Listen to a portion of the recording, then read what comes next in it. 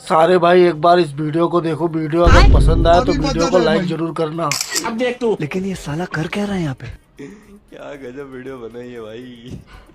Hello guys, स्वागत है आज के ब्लॉग में। तो देखिए, आज मैं आप लोगों को अपने परिवार के बारे में कुछ बताने वाला हूँ। हम लोग देखिए परिवार में 3 लोग हैं, मैं, मेरी बीबी और मेरा एक बेटा है रमेश। तो दोस्तों, अपने बेटे रमेश अभी मजा आएगा ना भिड़ो।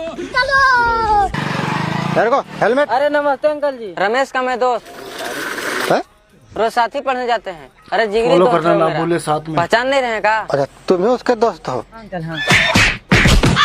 बोल, तुम्हारा दूसरा दोस्त कहाँ है और रमेश कहाँ है? बोल। सर मैं किसी को नहीं जानता हूँ, तो चालान से बचने के लिए आपका ब्लॉग देखे थे, उससे मैं आपका लड़के का नाम जाना था।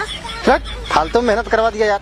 पूरा ब्लॉग नहीं देखे थे क्या? पूरा ब्लॉग देखो। रुको जरा, सबर करो। अपने बेटे रमेश के बारे में सूचना देना था। देखिए, वो लड़की लेके भाग गया है। पूरे मोहल्ले में नाक कटवा दिया उसने। और 2 दोस्त हैं जो उसका साथ दिए हैं, उनमें से मिल गया ना कोई, उल्टा लटका के मारूंगा।